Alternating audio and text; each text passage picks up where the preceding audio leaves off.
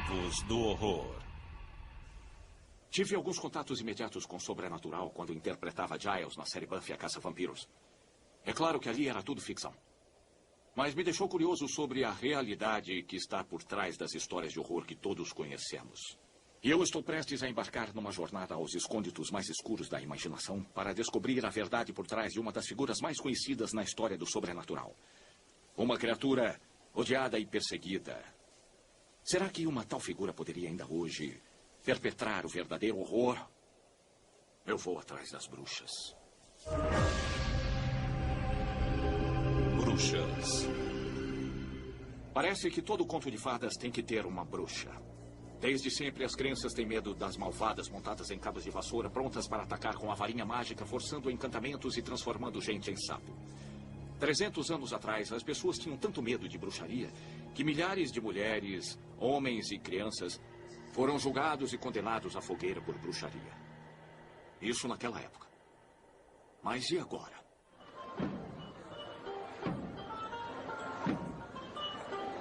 Para encontrar uma bruxa moderna, você pode, por exemplo, procurar este centro de convenções em Croydon, zona sul de Londres. Eu estou visitando o maior encontro de bruxas do mundo. O programa do Witchfest International 2004. Vamos ver. Melhorando a eficiência da sua magia. Workshop de varinhas de condão. Anatomia do feitiço. Acho que estou no lugar certo. 4.000 bruxas estão reunidas aqui nesta convenção. Vamos à bruxa da cozinha. E esta é também uma oportunidade para se comprar tudo o que uma bruxa modelo pode desejar. Elas têm que comprar o chapéu de bruxa e o chifre de carneiro de algum lugar. Só não esperava que tudo e todos fossem tão encantadores. Para quem quer decorar a varinha de condão, esta é uma aula que caberia perfeitamente em Hogwarts. Fiz minha primeira varinha quando eu tinha 14 anos. Fiz meu pai me levar até um bosque e disse, é aquela. Eu conversei com a árvore e pedi a ele que subisse e pegasse a varinha para mim. Ela é uma extensão física da nossa vontade, do nosso poder, do nosso dedo. É como dizer bem claro para todo mundo, este é meu dedo, o meu dedo mágico. Pode até parecer uma grande feira comercial, mas estas pessoas não estão aqui só atrás dos chapéus pontudos. Existe gente séria por aqui, sacerdotes e sacerdotisas da religião em que a bruxaria se transformou. A coisa parece tão limpa que é quase um alívio descobrir que os encantamentos e poções ainda têm seu lugar.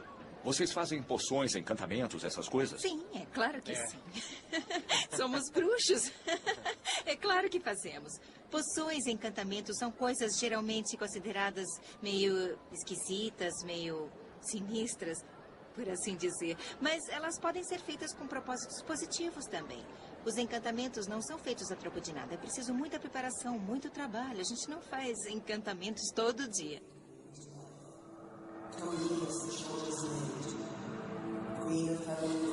Embora aqui a prática da bruxaria tenha dado as costas ao lado escuro, historicamente sempre houve uma associação com o mal. E isso não acabou. Na manhã de 21 de setembro de 2001, aqui nesta praia, a polícia do Rio Tamisa fez uma descoberta extremamente perturbadora. Descoberta que acabou revelando indícios de bruxaria na sua forma mais assassina e praticada bem aqui no coração de Londres. Uma investigação de homicídio foi aberta quando o corpo esquartejado de um menino foi encontrado no Rio Tamisa. O corpo da criança foi retirado nas proximidades do Teatro Globo em Londres. Os investigadores dizem que ele teria entre 5 e 6 anos de idade. O inspetor-chefe Will O'Reilly foi encarregado do caso. De início, ele pensou que estivesse lidando com um infanticídio isolado. Uma coisa hedionda, mas que se encaixa nas estatísticas. No entanto, ele logo se viu diante de algo muito pior e que chegava às raias do inimaginável. Foi quando fizemos a primeira autópsia. O legista levantou a preocupação de que seria um assassinato ritual. Era uma coisa estranha. As lesões eram de um tipo que ele nunca havia visto e ele disse que todo o sangue havia sido drenado. Isso nos alertou para um aspecto que nenhum de nós havia considerado. Quando fomos a público, nos informaram de rumores quanto a sacrifícios humanos que ocorriam na África do Sul, chamados de muti ou assassinatos rituais. Será que isso estaria acontecendo em Londres? Aonde a investigação levou? A investigação apontava claramente a África e fomos até lá em busca de auxílio para resolver o crime. Seja como for que a bruxaria se apresente por aqui, o caso para mim é uma prova de que, espalhado pelo mundo, se pratica algo muito mais aterrador em seu nome. Para chegar a essa forma mais tenebrosa de feitiçaria, parece que vou ter que ir à África, onde o medo dos feiticeiros é tão real hoje quanto o era na Europa há alguns séculos. Mas primeiro, eu tenho que voltar ao século XVI, quando se dizia que o destino dos reis e seus reinos estava nas mãos dos feiticeiros. 3 escamas de dragão com bucho de tubarão que os mareantes intimida, cicuta à noite colhida, bofes de um judeu malvado, ramo de teixo tirado em noite de muito escuro. A Árpia já gritou, é hora, atirai no caldeirão entranhas em podridão. Os sapos das pedras frias... Uma das imagens mais populares que temos das bruxas deve vir da fantástica peça de Shakespeare, Macbeth. Mas de onde vem a imagem que ele tinha das bruxas? E existe algo além do jeito maravilhoso de contar uma história assustadora?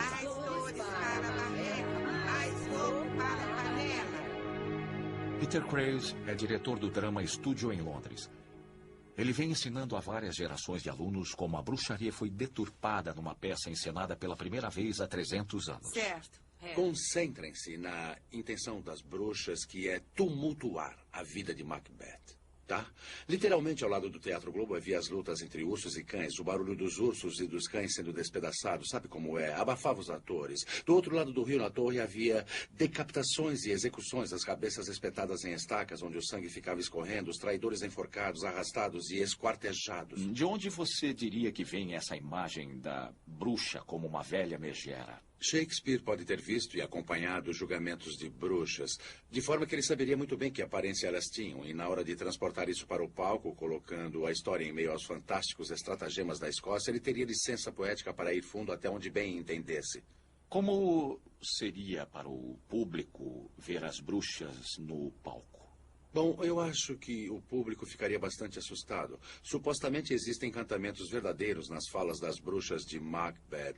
E o motivo, ou um dos motivos pelos quais ele foi tão preciso, é que ele estava, de fato, escrevendo para a realeza. Ele escreveu para James VI da Escócia, que se tornou James I da Inglaterra. E James estava muito envolvido com a bruxaria. Ele, inclusive, era quase que fanático. Parece que a figura-chave que deu forma à nossa concepção moderna de bruxaria viveu na alta sociedade do século XVI. Me contaram que aqui no Palácio Lambeth está o registro do primeiro encontro de James VI com uma bruxa. Eu vim conversar com o professor Ronald Hutton, que é especialista em história de bruxaria.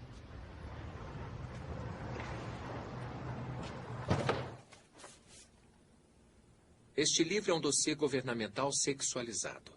É o registro oficial e pode-se ler na página do título. Encarreguei-me de publicar esses tratados resumidos que revelam a verdade de tudo o que aconteceu e também o que pretendiam aquelas bruxas malvadas e detestáveis contra o rei Sua Majestade e também como elas alcançariam seu intento. Os eventos aqui descritos estariam acontecendo nos vilarejos e cidadezinhas a leste de Edimburgo por volta do final de 1590. E foi aí que ele se concentrou na maior parteira da região, uma mulher chamada Agnes Sampson. E assim o Senhor se ajoelhou, e Jesus também se ajoelhou. Venha, menina.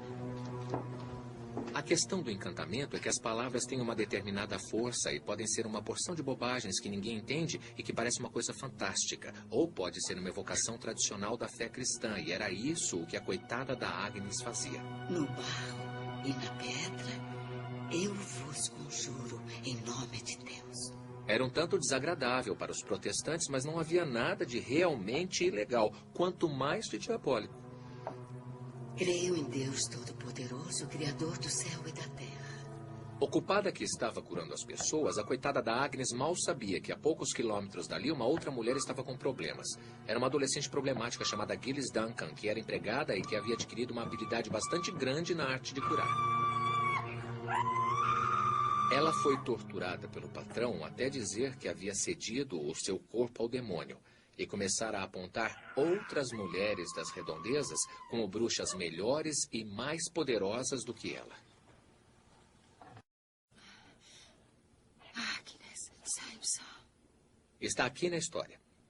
Ela imediatamente acusou aquelas pessoas de serem bruxas notórias e, com isso, elas foram logo presas. Inclusive Agnes Sampson, a mais velha das bruxas, que morava em Haddington. E por aí vai, dando nome das infelizes.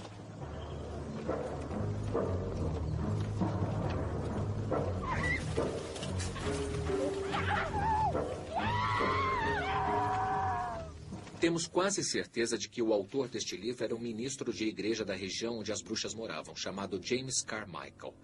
E ele conseguiu fazer com que o rei se interessasse em realizar pessoalmente o julgamento das bruxas, até então inofensivas, envolvendo-as numa extensa trama diabólica perpetrada pelo próprio Satã para tirar a vida do rei. Estamos, é claro, muito contentes pela sua chegada e de sua noiva a salvo. Para ela foi difícil. Parecia que a tempestade não iria nunca se acalmar. A tempestade se revelou mais violenta do que é normal? Talvez, para esta época do ano. Creio que ela pode ser resultado de uma conjuração infernal. Existe um antro de bruxas em Haddington que acreditamos que estejam querendo prejudicar Vossa Majestade. Chega das suas bruxas. Senhor, é o próprio demônio quem quer lhe fazer mal. E eu posso vê-la? Até onde posso presumir, não podemos fazer mais nada para extrair dela a verdade. Até agora ela nega sua culpa. Mas temos uma servente que relatou todas as orações perversas que ela usou para curar a senhora no parto. Em nome de Cristo, eu te conjuro. Depois disso, Agnes foi levada ao palácio de Holyrood, diante do rei e de outros nobres da Escócia, onde ela foi devidamente interrogada. Devidamente, querendo dizer com rigidez, com rigor. Olhe para mim! Você disse essas coisas, não disse? São suas palavras. Em nome de Deus. O que foi que você conjurou? Responda!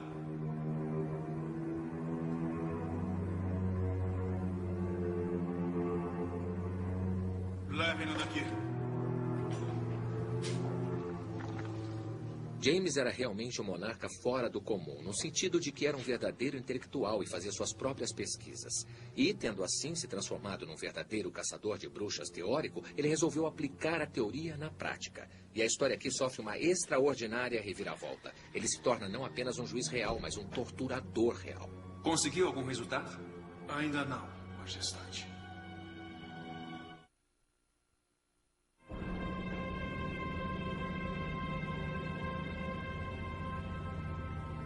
Carmichael, pode deixá-la comigo.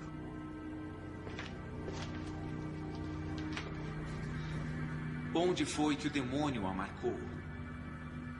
O que o rei estava procurando era a marca da bruxa. Recentemente descobriu-se que o demônio geralmente deixa nela sua marca, uma marca íntima, porque ele lambe alguma parte íntima do corpo, deixando sua marca antes de recebê-las como suas servas.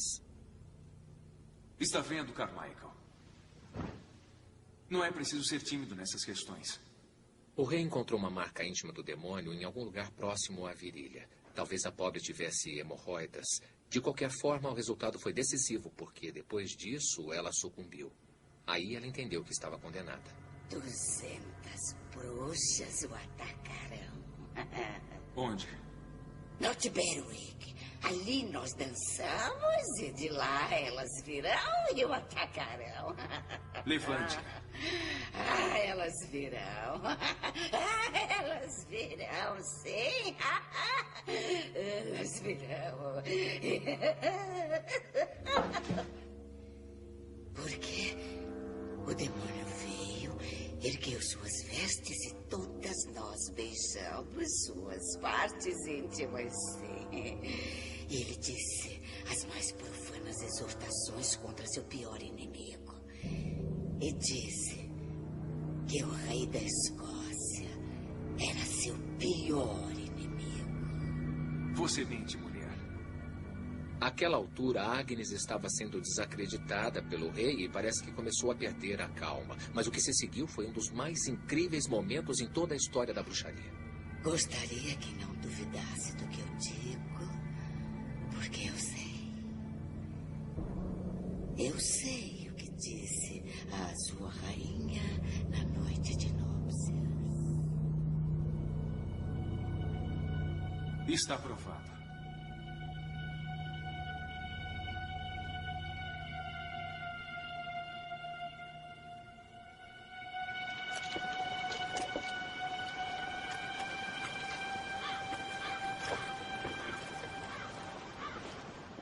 É claro que é possível que Agnes Sampson fosse uma feiticeira, e nesse caso ela seria absolutamente brilhante em magia e absolutamente péssima em técnicas de sobrevivência.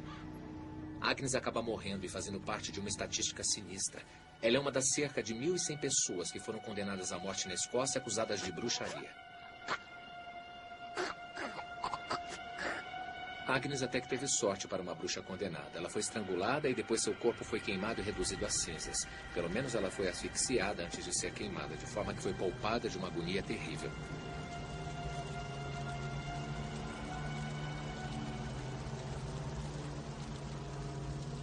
Depois desse incidente, James tornou-se um dos principais autores europeus especializados em bruxaria. Ele publicou um livro chamado Demonologia, que pelos padrões da época até que é muito bom, porque é curto, fácil de ler e tem uma maneira maravilhosamente concisa e clara de explicar por que acreditar em bruxas e como exterminá-las. O livro virou um best-seller. Para ver uma cópia, basta ir a alguns quilômetros ao norte de onde estamos agora, a Biblioteca Britânica. Quem me mostrou uma edição original da Demonologia do Rei James foi o professor de História em Cambridge, Malcolm Gaskill. Malcolm? Oi. Olá. É esse o livro? É, a Demonologia, sim. O famoso livro de James sobre as bruxas. Nossa. E ele diz que as bruxas são o quê? Ele pergunta por que motivo, para cada 20 mulheres dadas a essa arte, existe apenas um homem. A resposta é simples. O sexo feminino é mais frágil que o masculino e mais fácil de ser envolvido nas grosseiras maldades do demônio. O que James está dizendo é que as mulheres são moralmente mais frágeis que os homens e, portanto, mais propensas a ceder às tentações do demônio, como aconteceu com Eva no Jardim do Éden. E o que ele sugere que se faça com uma bruxa quando ela é encontrada? Ele diz muito claramente, elas têm que ser condenadas à morte de acordo com a lei de Deus e com as leis imperiais, civis e municipais de todas as nações cristãs. Ele diz que esse é o pior tipo de crime religioso e que, portanto, os suspeitos têm que passar pelo julgamento. E se porventura forem considerados culpados, terão que ser executados em qualquer instância. Num período de 300 anos, entre 40 e 50 mil bruxas foram mortas em decorrência da lei contra a bruxaria. Eu queria que Malcolm me dissesse o que aconteceu com nossa crença nas bruxas de lá para cá. A crença nas bruxas persiste na maioria das pessoas comuns, mas o problema é que pelo final do século XVII, os tribunais já não levavam mais a sério as provas que antes eram usadas para condenar. E quando a lei foi usada pela última vez? Em 1944. 1944? Quem foi a vítima infeliz? Foi o julgamento de uma médium espírita chamada Ellen Duncan. Por que ela foi julgada? Ela foi julgada porque dizia que conjurava o espírito dos mortos. Não apenas as vozes dos mortos, mas realmente a forma física. Ellen Duncan era médium de materialização, que é o cálice sagrado dos dons mediúnicos.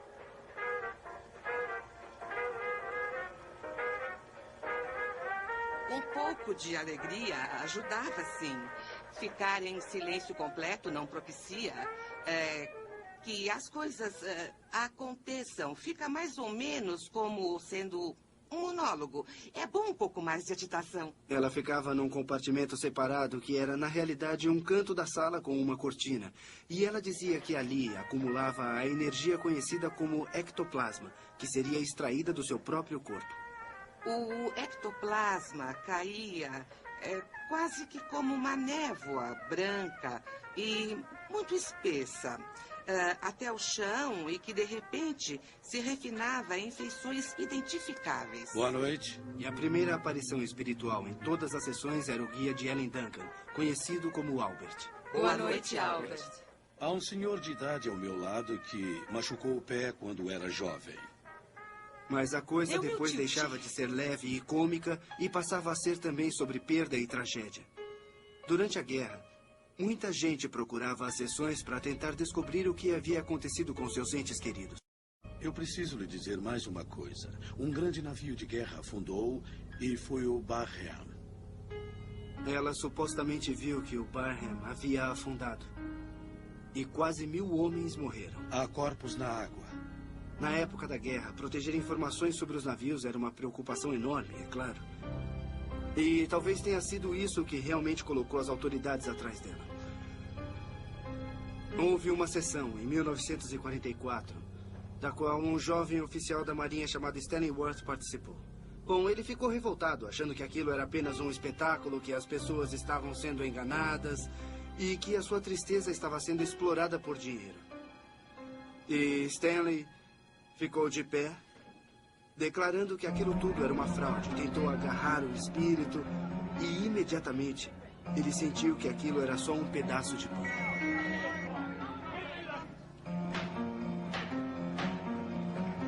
Na acusação de Ellen Duncan, as autoridades tentaram garantir a condenação recorrendo a uma lei aprovada 200 anos antes. Contrariando o artigo 4º da Lei 1735 contra a bruxaria, declara-se culpada ou inocente? Inocente. Sente-se, por favor. Usando a lei contra a bruxaria, Ellen Duncan jamais poderia ser julgada inocente, porque a lei diz claramente que tentar conjurar espíritos é ilegal. A acusação tinha pouquíssimas testemunhas, mas na realidade precisava apenas de uma, que era Stanley Worth. Antes que Cross saltasse, alguma coisa saiu pela cortina do compartimento? Sim. Uma figura de manto branco ficou ali parada entre as cortinas. E o que aconteceu? Ele agarrou e segurou a figura e eu peguei a minha lanterna e acendi. Foi quando a senhora Duncan tentou se livrar de um material branco que ela estava tentando jogar no chão. E que tipo de material era esse? Para falar a verdade, parecia um pano fininho. E quando eu fui ajudar o Cross, alguém jogou a minha lanterna no chão. Quando eu peguei a lanterna, novamente, alguém entre os presentes puxou o pano da mão dele e ele ficou tentando pegar. E o que aconteceu depois disso? Eu vi a senhora Duncan ali de pé descalça, tentando colocar os sapatos. Ela não estava em transe. E, logo depois, ela começou a gritar, dizendo que estava doente e que queria um médico. Foi um verdadeiro pandemônio.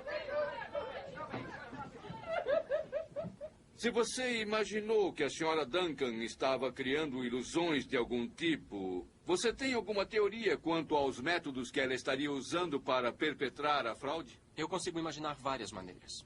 Você pode imaginar alguma coisa além da senhora Duncan bancando o fantasma com um lençol por cima da cabeça? Foi o que você realmente pensou, não foi? Mais ou menos, sim, senhor. Você consegue imaginar mais alguma coisa? Eu creio que o advogado de defesa tem achado que estava indo bem porque estava convencendo o tribunal de que a senhora Duncan não era uma fraude e de que isso a absolveria. A senhora Duncan bancou o fantasma com um lençol por cima da cabeça, não foi? Sim, senhor. Só isso? Mais nada? Não, foi só isso. Os membros do júri consideram a acusada Ellen Duncan culpada ou inocente de conspiração por violar a lei contra a bruxaria? Culpada. Ela desabou no meio do tribunal dizendo: "Eu nunca ouvi tantas mentiras na minha vida." E ela foi presa. O juiz deu a pena de 9 meses, dos quais ela cumpriu 6. A lei anti-bruxaria foi revogada em 1951.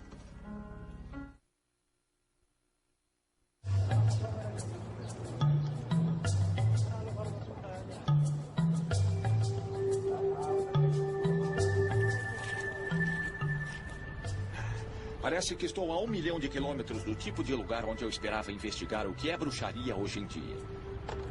Mas o que estou vendo no jornal confirma que estou no lugar certo. Olha, 6 homens compareceram ao tribunal de Soweto após um assassinato ritual.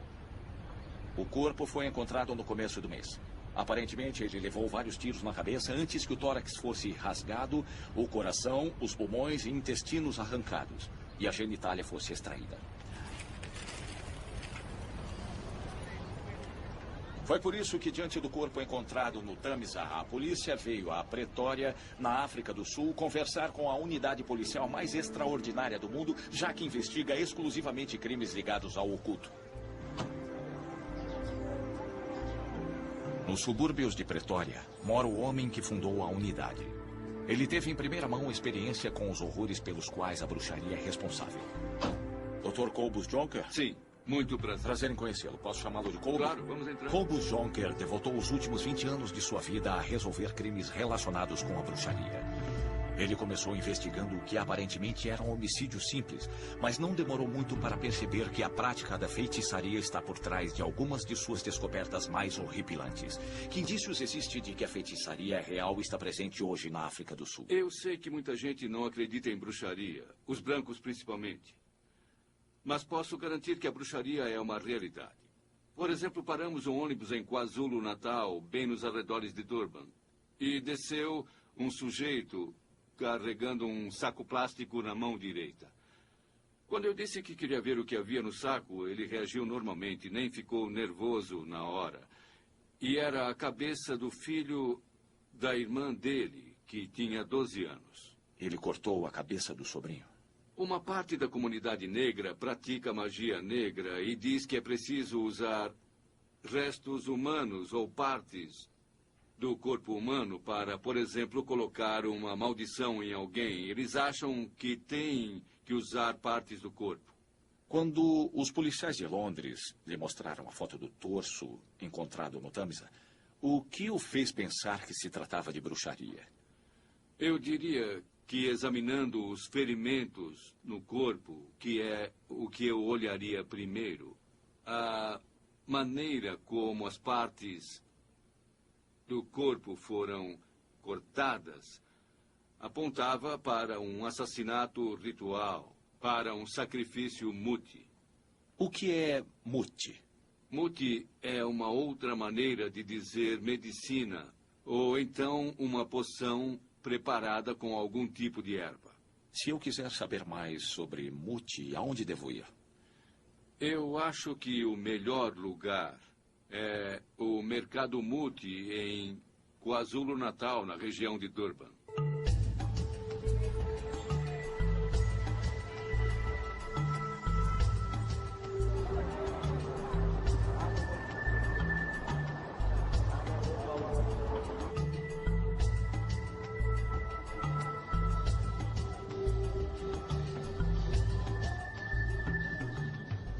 Depois de ouvir o que eu ouvi sobre o lado mais escuro da bruxaria, tenho que confessar que estou um pouco nervoso com o que eu posso encontrar aqui neste mercado Muti.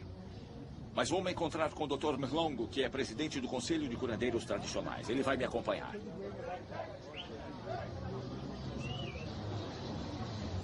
Na Escócia do século XVI, Agnes Sampson, a curandeira que morreu como bruxa, tinha suas próprias ervas e poções.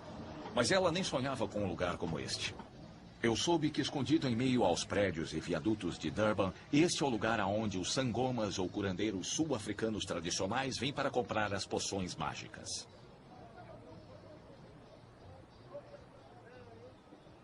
Dr. Mlongo? Olá. Eu sou o Anthony. Muito prazer. Você poderia me mostrar o mercado Muti?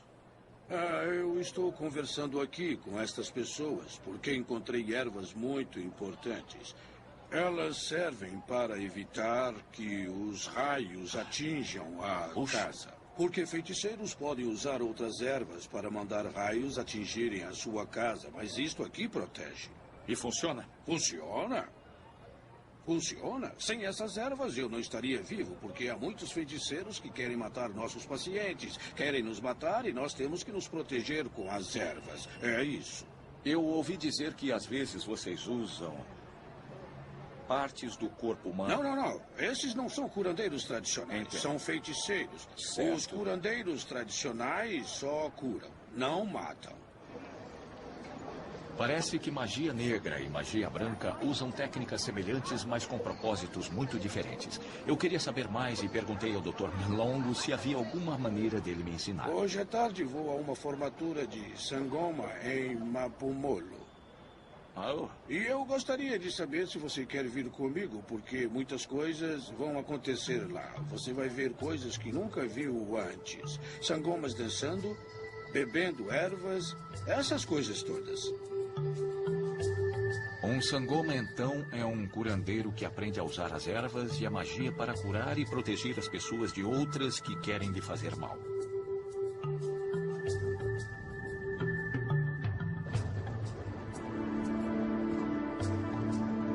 Nesta jornada, vamos ao coração da terra dos Zulus, a 80 quilômetros de Durban.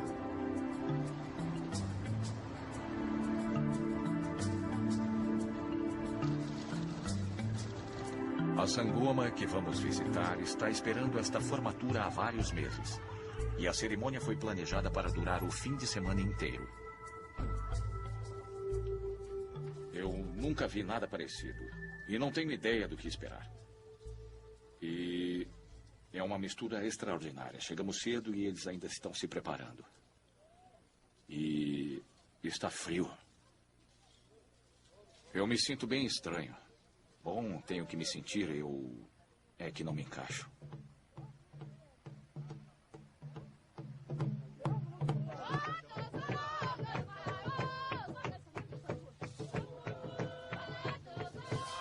Tive a sorte de encontrar um guia para me explicar o que estava acontecendo. Daqui a pouco, eles vão sair com a Luna, dali daquela cabana, vão parar ali e fazer o ritual.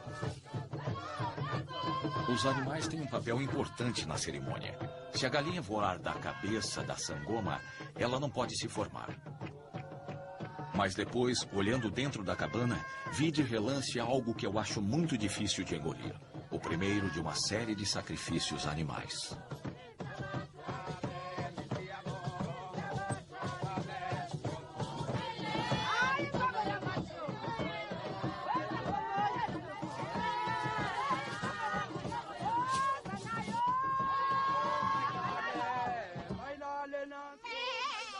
Eu fui me sentindo cada vez menos à vontade. Mas aparentemente para os Sangomas, os sacrifícios fazem parte do poder da magia.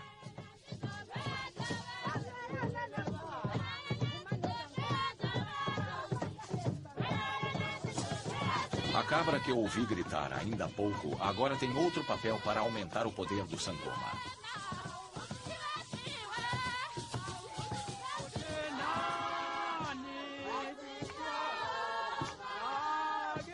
Por que estão cortando a pele de ovelha ou de cabra? Com a pele, eu acho que eles estão fazendo as pulseiras.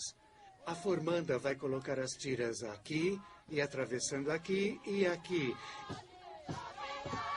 Eles acreditam que os ancestrais ficam aqui, nos ombros, bem aqui. E quando alguém vier para uma consulta, ela pode colocar a pele de cabra e eles ficam perto. Perto dela, não longe. Excelente. A cerimônia que mostra a morte e o renascimento também inclui elementos de sofrimento físico. Aqui a Sangoma tem que beber o fel da cabra sacrificada.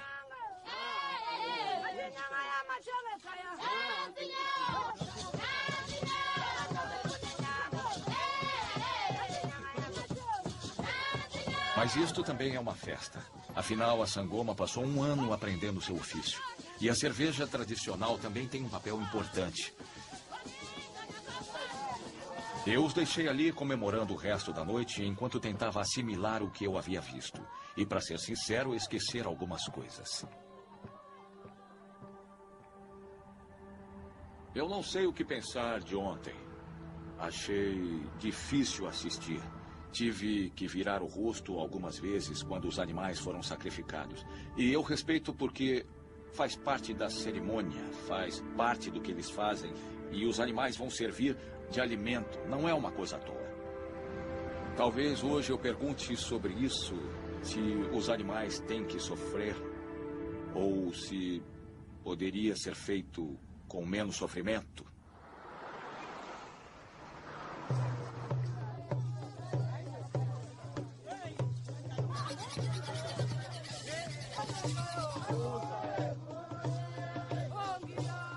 Assistindo à cerimônia, fiquei preocupado com os animais. A dor e o sofrimento por que eles passam é importante para a cerimônia. Eles têm que fazer algum som? O som que o animal faz é um clarim que soa para os ancestrais, para que eles entendam e deem importância. Estão todos dormindo, mas quando alguém grita, eles se assustam e acordam. E ouvem. Se o animal fosse abatido, mas ficasse em silêncio, não teria o mesmo poder. A coisa toda seria em vão. À margem do rio, a Sangoma passou por uma cerimônia de purificação. Eu queria perguntar a ela diretamente sobre seus poderes de bruxa. Agora que você passou pela cerimônia e se formou, qual é a natureza dos poderes que você tem? De onde eles vêm? Eu acredito e tenho total consciência que a força vem dos meus ancestrais. Por isso fazemos a cerimônia para celebrar com os nossos ancestrais e deles ganhar todo o poder. Você teria que proteger qualquer pessoa de alguém que quisesse lhe fazer mal? Sim, foi isso que me ensinaram. Mesmo se fosse um outro feiticeiro? Sim, porque o que nós aprendemos, o nosso ritual é tradicional. Praticamos o bem, enfrentamos o mal de frente, sem medo. Sou guerreira e tenho muita força agora. Eu estou realmente preparada. Obrigado. Sim. E eu acho que a Não gente tem vai porquê. precisar. Obrigado.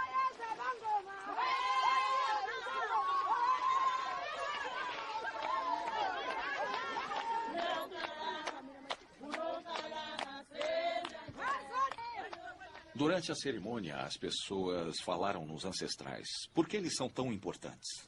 Você sabe que outros povos conhecem a Deus. Mas para nós, sul-africanos, ele é um velho encangue. Nós não falamos diretamente com o velho encangue, com Deus diretamente. Nós falamos com nossos ancestrais e eles falam com Deus ou o velho encangue por nós. Quando a coisa fica difícil, as pessoas recorrem ao lado mau quando sentem que o lado bom não está dando o que elas querem? Tem pessoas que feitiçam outras pessoas para ficar com o que elas têm. Se você tem um belo carro, tem gente que odeia você e é capaz de matar por ele. Alguns estão desempregados e gostariam de ter o seu emprego e matam por ele. E por isso também os feiticeiros têm mais pacientes. A Sangoma se formou e tenho que admitir que para mim foi uma experiência extraordinária. Embora a imagem do medo nos olhos do animal dificilmente vai se apagar. Aparentemente, sua dor e sofrimento aumentam o poder da magia e parece que essa é uma parte subjacente do processo. E eu vou conversar novamente com o Dr. Jonker para ver o que ele diz.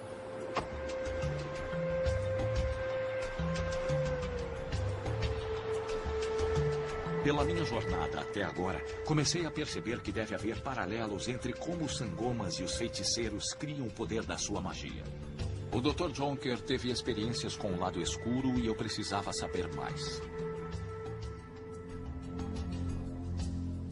Muitos sangomas, depois que foram presos por crimes graves, disseram que perderam seu poder. Sua medicina já não funcionava direito. E eles tiveram que passar para o outro lado, para o lado escuro. E é aí que começam a usar restos humanos. Existem usos específicos para as diferentes partes do corpo? Sim, existem usos específicos. A língua serve para que você fale bem no seu próprio idioma. Paralelamente, é claro, existem certas partes da genitália feminina que eles usam. E os olhos para melhorar a visão. Meu Deus. Temos aqui uma boneca voodoo com uma agulha ainda enfiada. Em muitas ocasiões, constatamos que os fetos que foram usados eram fetos humanos. É uma coisa muito sanguinolenta na maioria, e estas coisas funcionam. E o poder de curar é mais forte se eles usam... Partes humanas. Partes humanas Isso, de crianças. Principalmente de crianças. Eles acreditam nisso. Acreditam que os ancestrais pedem. O Dr. Jonker me mostrou, então, a que ponto chega a magia negra na África do Sul. Segundo as estatísticas, acontece um assassinato ritual por dia. Cada um desses arquivos é de um caso de assassinato ritual. E o paralelo com as práticas dos bons feiticeiros se torna claro. Quanto maior a dor, mais barulho a vítima faz, maior a chance de acordar os ancestrais e mais poderosa a magia.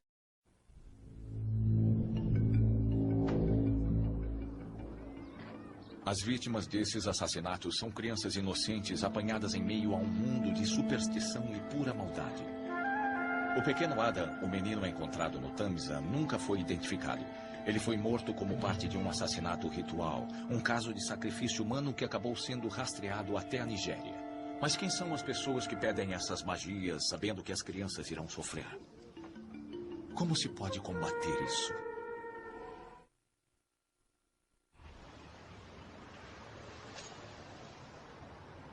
Estou aqui para conversar com Gerard Labuschagne, psicólogo da polícia na linha de frente do combate à bruxaria na África. Como se combate um crime relacionado com uma crença? As dificuldades desse combate têm muitos aspectos. Existe o sistema de crenças e enquanto as pessoas acreditarem nisso, haverá, por assim dizer, um mercado para elas.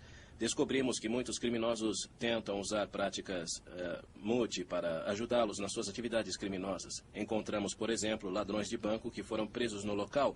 Todos estavam portando artefatos MUT e quando perguntamos, eles respondem que estão, por exemplo, com aquele dente para proteção contra levar um tiro ou ser preso. A maioria das pessoas acredita que ervas ou, em casos extremos, partes de animais podem ser usadas para dar à pessoa alguma vantagem. E o ponto mais extremo de tudo isso é a crença que partes do corpo humano são os ingredientes mais poderosos. Você acredita nos poderes que essas pessoas dizem ter?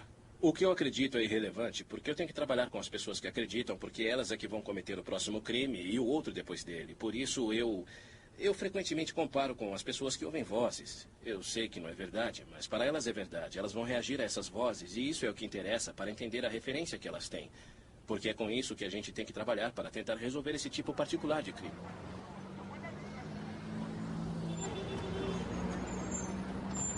As pessoas inocentes assassinadas para criar essa magia poderosa não são as únicas vítimas inocentes da feitiçaria. Em busca de culpados pelos assassinatos rituais, como ocorreu na Europa há 300 anos, é fácil para as multidões se voltarem contra qualquer pessoa impopular. Este noticiário recente vem da região norte da África do Sul. Um curandeiro tradicional foi acusado pela comunidade onde vive de assassinar um menino. A polícia regularmente enfrenta linchamentos em que a população quer fazer justiça com as próprias mãos. A caça às bruxas hoje na África e as que ocorreram aqui na Escócia há 300 anos parecem muito distantes entre si. Para nós, ocidentais modernos, as bruxas não são mais parte do cotidiano, ou assim pensamos.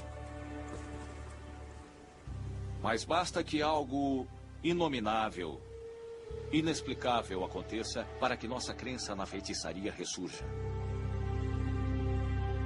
Diante de um assassinato hediondo de algum ato monstruoso contra uma criança, as pessoas ainda atribuem o fato à maldade do satanismo ou da bruxaria. Na história, as bruxas são figuras que inspiram medo. Muitos inocentes foram vítimas de superstição irracional. Gente de fora falsamente acusada de fazer o trabalho do demônio. A verdade é que muitos feiticeiros são apenas praticantes de formas alternativas de medicina e religião. O que eu não esperava encontrar é que hoje existem feiticeiros realmente fazendo o trabalho do demônio. Em algumas partes do mundo, a crença em bruxaria corrompeu de tal forma a mente das pessoas que centenas de seres humanos, muitos dos quais crianças, estão morrendo nessa busca do mito da magia. É um lembrete incômodo de que nossos piores pensamentos estão abaixo da superfície. E é preciso muito pouco para que o verdadeiro horror venha à tona.